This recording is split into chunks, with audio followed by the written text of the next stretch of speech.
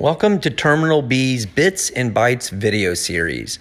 We know IT can sometimes be a bit overwhelming and confusing, so we break things down into bite-sized bits and simplify IT for you. Hello everyone, welcome to another Terminal B's Bits and Bytes video, where today we are going to be talking about data loss prevention. And I'm here today with one of our department leads, Alan Stevenson, and he's going to share some information, some tips in and around this subject.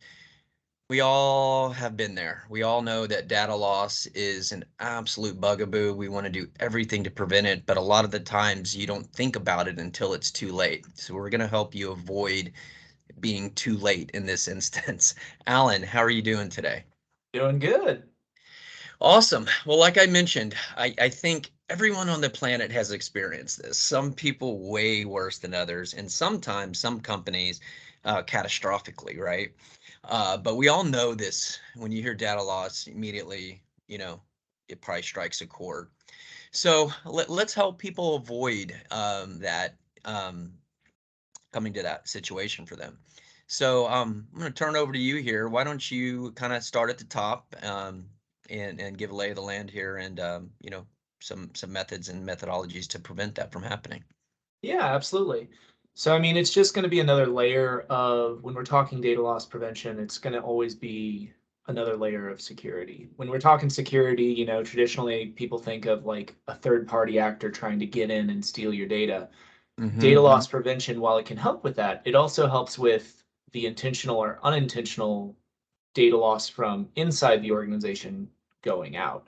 And so when we say DLP or data loss prevention, what we're talking about is just some examples of somebody accidentally sends an email with sensitive information unencrypted, or they send an email with the wrong attachment to the wrong person, and suddenly you have social security numbers out there or banking information out there, or even protected like intellectual property. You can have that go out.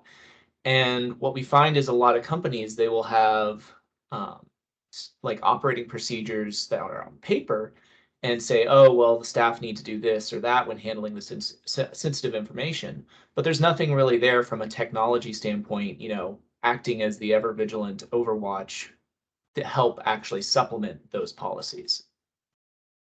Okay.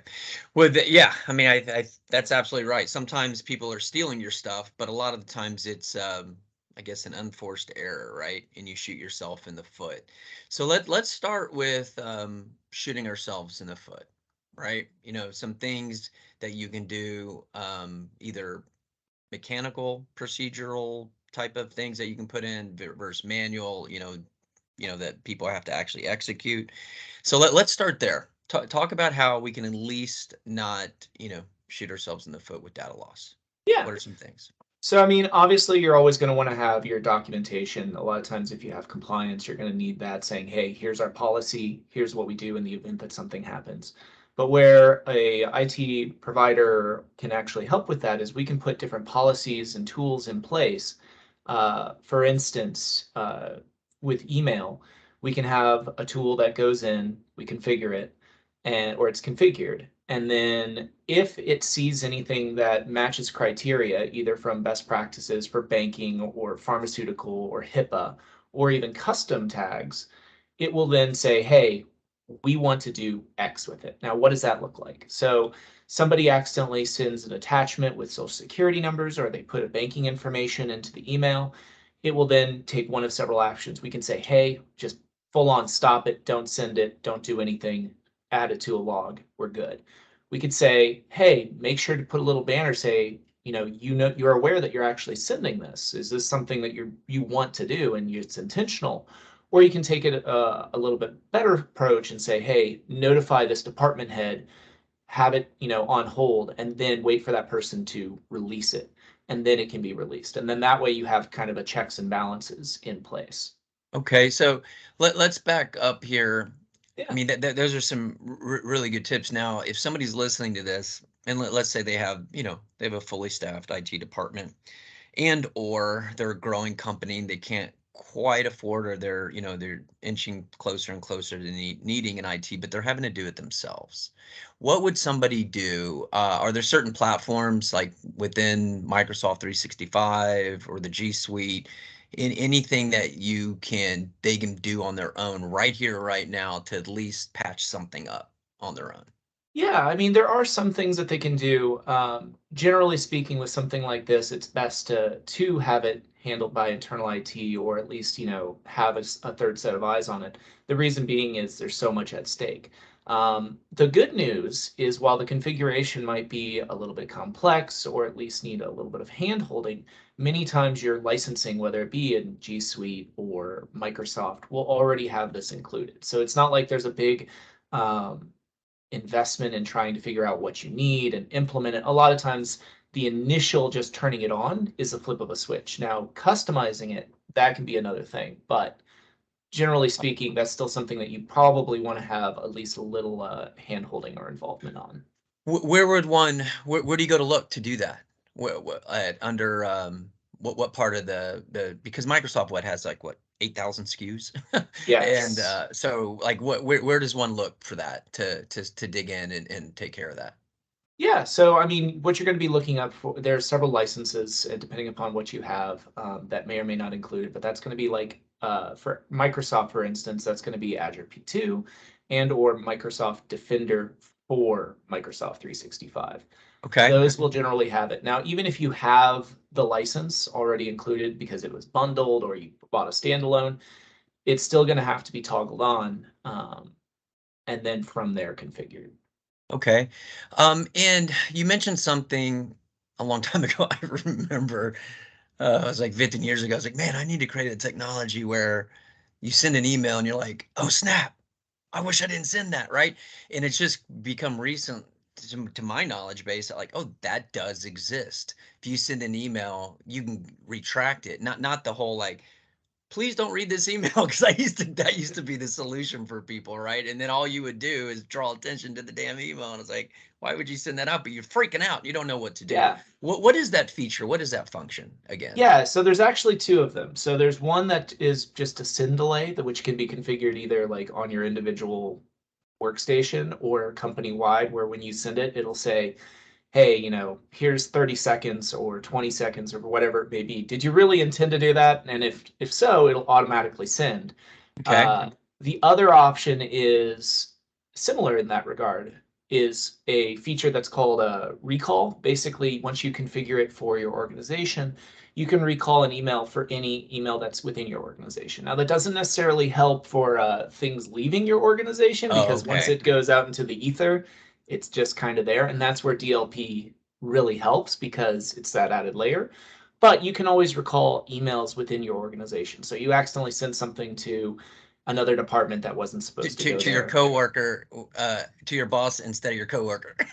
Exactly, exactly. Maybe something with So less we're helping with tasteful company wording. culture here with this tip for everybody. All right. But I mean, that's not nothing, man. That happens. Someone's being cheeky, and we're not intended to hear everything good or bad said about us, right? We're not wired that way. Shared a meme to So the wrong person. Yep. that's excellent tip. Thank you for that. Is there anything else on this subject of what people can do to prevent and or patch when user error type of stuff before we get into infiltration?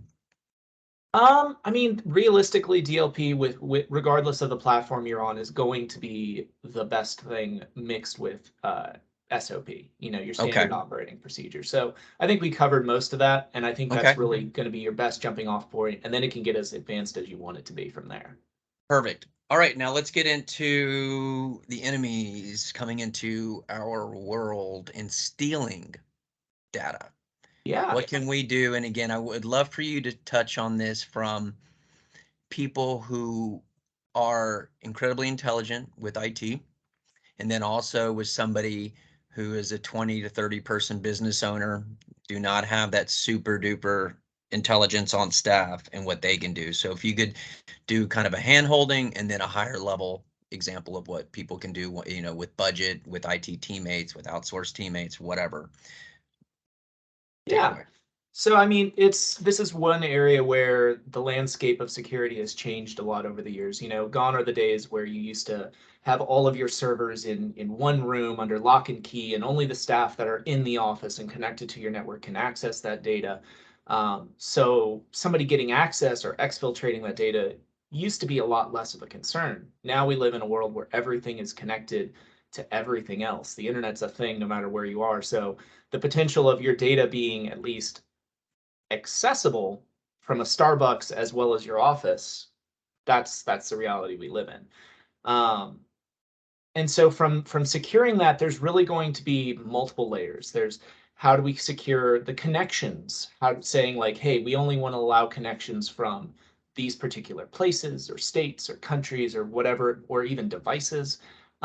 When that person is connected, how are we confirming that it is in fact them and not somebody just posing as them that managed to get their information? Then once they access that data, what do we say they can do with it? Are they allowed to take it out of the site? Are they only allowed to edit it? Are they allowed to email it to someone else?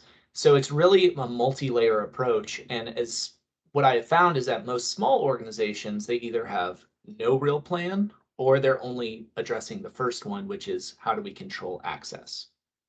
Okay. So what are some steps somebody would take? Yeah. So again, this is kind of platform agnostic. So regardless of whether you're using G Suite or Microsoft 365, you're going to have most of these features at your disposal. Um, so for instance, one of the first things you're going to want to do is you're going to want to take a look and say, where is our company based out of? Where are we accessing our data? And using something like geofencing, where we say, okay, we do business in these states or cities or countries or whatever it may be, and then we don't do business from any of those, blocking those connections is a good first step. So we are automatically setting up a perimeter saying this is where we expect connections to come from. From there, are we deploying things like multi-factor authentication? That's something that's actually been a standard operating procedure and a best practice for Microsoft is to say, you don't even need to have your passwords like expire anymore if you have multi-factor authentication. It's that big of a defense and a wall put up between you and third party. So multi-factor authentication. Next is going to be what are your rules around the data? So there's, again, I think we talked about it previously, DLP, but there's also other, regardless of whether you're using um, like OneDrive or Google Drive, there's rules that can be configured to say, hey, anything in here, don't allow it to be moved, but it can be edited from within the actual portal. So those are some good first steps. From there, the sky's the limit in terms of how much you want to protect it and lock it down. Where just give a brief, just to give a brief couple few sentences on that. Like how high can you go, or maybe throw some potential tools out there that somebody, that, yeah, I've done that, I've done that, I've done that, but damn, still don't feel safe, right? I still feel like, we're sending out $50,000 here, we're sending out $100,000 there, we're doing intakes here. We have just today, I spoke with somebody that's having issues with direct deposits getting, information being changed up and stuff. And I know we're getting a little bit into cybersecurity there, but it sounds like there's definitely a crossover here. So what are some like super high level things for people who are dealing with big dollars? Yeah, so I mean, a real world example could be, for instance, somebody has managed to uh, gain access. So I'll kind of take you through a scenario very briefly. Uh, a malicious third party sends out an email posing as somebody, similar domain, but slightly different. So instead of W's, it's using V's, or instead of O's, it's using zeros. They're posing as Microsoft or another trusted vendor. One of your staff members, meaning well, goes to this website, looks exactly like whatever it may be, puts in their information, and then bam, this company now has a username and a password. Mm-hmm. They now have access to your mailbox, to that user's mailbox, their OneDrive, their data, all of that, whatever it may be, and they will sit and wait. If this is especially troublesome if it's somebody in accounting, they won't just act right then. They're not necessarily interested in the data you have, while that is pertinent. They're waiting in like lying in wait. Um, They then see that there is a wire transfer going through or an account transfer of some type, they will then jump in and start posing as your staff member, saying, hey, here's the account information. Now that third party has this malicious account number, it gets transferred. You're on the line because it's your organization that didn't have the security in place to stop that. Mm-hmm. Let's rewind the clock. Let's say right from the start, your user gets an email from that third party posing something like Microsoft safe links, tags that email, says, hey, this link, it's known malicious. Do not click on it. You may even have a policy that flat out blocks. Now, what is that right there? What is that process of making sure that that happens right there again? Yeah, Microsoft safe links. That's a Microsoft. You might have just saved somebody's life right there. Yeah, absolutely. And again, it's many times bundled in with the licensing that you may already And they're have. just not using it. They're not. So Microsoft uses AI to scan links coming in, and if it's not from something that, you got to remember, they have the capability of scanning millions of emails every day. And with that, they're able to see and set up baselines of what looks malicious versus what looks acceptable and what's the norm. And so again, you can say the policy to block, notify, or hold that email. So right then and there, you could have stopped it from the start. But let's say you didn't have that. The next step, that user puts in their information, somehow manages to get give this third party their username and password. Well, if you have implemented multi-factor authentication, we just set up another wall, because now this third party tries to access it. The user gets a prompt. They say, hey, I don't know this. Wasn't trying to log into anything. Deny. So that's a retro. So when people put that in place, if previous sins were made, those sins can be forgiven and caught now. Okay. Yep. I'm going to end on that note. Yeah. I want to end on that because I want that to be driven home, because I really feel that somebody's going to hear this and we're really going to help save somebody, a lot of angst. Now, being a little presumptive, is there anything else that you wanted to share? I just felt like that was such a powerful point that I don't want it to get lost in anything else. With that being said, is there any parting thoughts, Alan? Anything else that you would like to share? If your favorite uncle was opening up or running a business, that any other tips you want to give him or your aunt? No, I think that's a good place to end it. But I mean, the one thing I do kind of want to put out there is obviously some security is better than none. More security is better than some.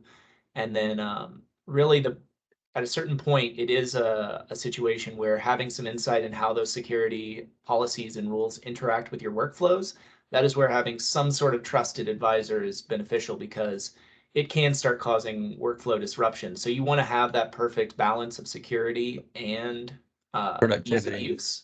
And that's where a trusted advisor really comes into play. Understood. Well, thanks a lot, Alan. I really appreciate it. And I hope others really got something out of this today, because like I said, this is something that could happen to anybody and everybody. And it's at an all-time high right now. Unfortunately, with all that stuff going on. So thank you so much, and on to the next one.